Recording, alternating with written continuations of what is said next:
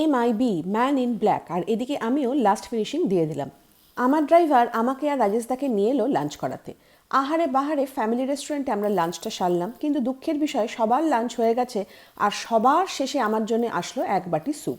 Lunch সেরে বিল মিটিয়ে এখান থেকে বেরিয়ে পড়লাম। আজকে আমাদের ডেস্টিনেশন কলকাতা ত্রিধারা।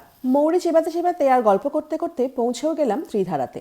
এখানে চলছে একটা এক্সিবিশন, ছোটোখাটো মেলা বললেও কিন্তু ভুল বলা হবে না। শাড়ি, কুর্তি, ড্রেস, গয়না গাটি এক্সে বর্কার এক্স স্টলের রমরমা। সাথে আমাদেরই পরিবারের কিছু মানুষের সঙ্গে দেখা হয়ে মনটা আরও বেশি ফুরফুরে হয়ে গেল। তবে আজকের যিনি শো স্টপার, মানে যার জন্য এত দূর আসা, মধুমিতা দিও কিন্তু এখানে স্টল দিয়েছেন। সাথে কুণালকে দিল একটা দুর্দান্ত উপহার, আজকে কুণালেরই দিন।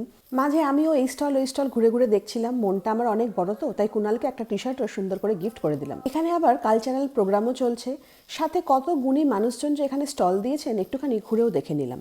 আরও একটা জিনিস তোমাদের না দেখালেই নয়, সেটা হচ্ছে এই টুকুটুকু টবে কত টমেটো, বেগুন, লঙ্কা আর কুমড়ো হয়ে রয়েছে, দেখো একবার। আর সাথে যখন কুণাল আছে তখন ফুড কোর্টের ভিজিট হবে না, তা আবার হয় নাকি? পেট পুজো তো করতেই হবে। তবে তার আগে আমি একটা কাউন্টার থেকে একটা 50 টাকা দিয়ে কুপন কাটলাম, আর লাকি ড্রতে পেয়ে গেলাম একটা সুন্দর ক্যাসারোল। ওয়াও! তার ট্রিট দিলাম কুণালকে আর রাজেশদাকে। কুণাল খেলো রাধাবল্লভী আর আমরা খেলাম ধোকলা। তবে এতে তো আর পেট ভরে না। ফেরার পথে কুণাল আমাদের খাওয়ালো রুটি, চানা মশলা, স্যালাড। পেট ভরে খেলাম আর খুব মজা করলাম।